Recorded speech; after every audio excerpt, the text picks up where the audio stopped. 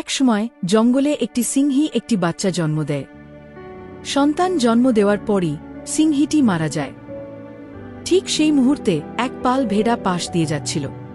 বাচ্চা সিংহটি বিভ্রান্ত এবং একা ওই ভেড়াদের সাথে যোগ দেয় এবং তাদের সাথে হাঁটতে শুরু করে। ভেড়ার সাথে থাকার সময় বাচ্চা সিংহটি তাদের মতো আচরণ করতে শুরু করে।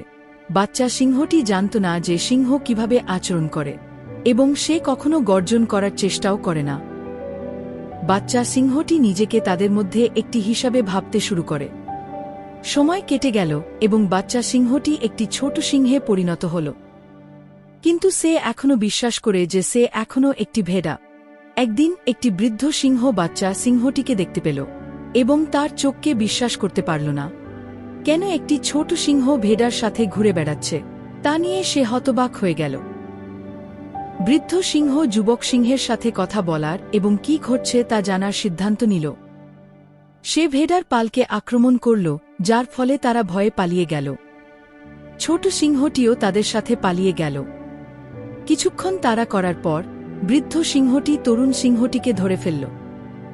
কাঁপতে কাঁপতে তরুণ সিংহটি অনুনয় করে বলল, দয়া করে আমাকে যেতে দিন, আমি তো একটা সাধারণ ভেড়া।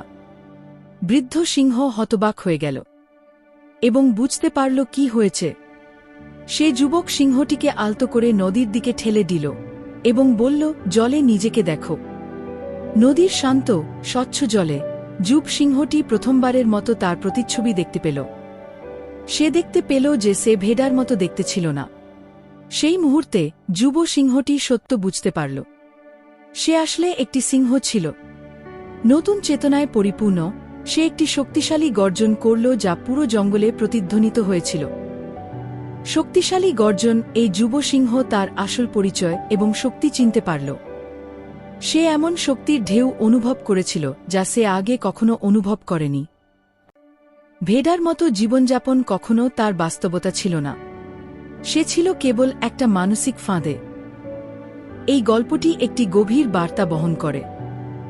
সমাজ তোমার মধ্যে যে মিথ্যা দুর্বলতা ঢুকিয়ে দিয়েছে তা ভুলা ফেলো। তুমি এই গল্পের সিংহের মতো মানসিকভাবে ভেড়ার মধ্যে আটকে পড়েছ। কমজোর মানুষের ভিড়ে সাহসীরাও কমজোর হয়ে উঠতে পারে। কিন্তু তোমাকে এই ভিড়ের উপরে উঠতে হবে, তোমার আসল সম্ভাবনা আবিষ্কার করতে হবে এবং তোমার আসল শক্তিকে বুঝতে হবে। যখন তুমি এটা করবে তখন তুমি সিংহের মতো গর্জন করবে এবং তোমার আসল সত্তা খুঁজে পাবে।